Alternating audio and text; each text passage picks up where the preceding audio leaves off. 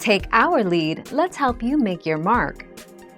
Our goal is your satisfaction. Let us show you the way.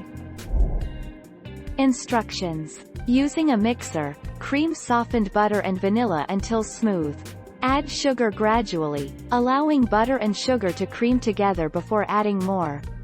If you want your frosting a little creamier, add a teaspoon of milk at a time and beat on high until you get the right texture. The 13th of March 2013.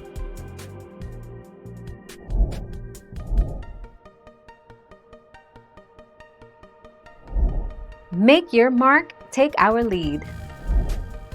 My buttercream frosting isn't stiff enough. The first thing I'd suggest is to chill the buttercream frosting. This is a great trick for buttercream frosting that may have been overmixed or made in a warm kitchen.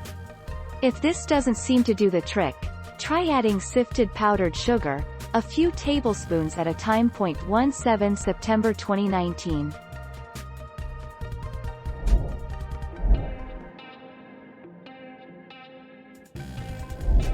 Make your mark, take our lead.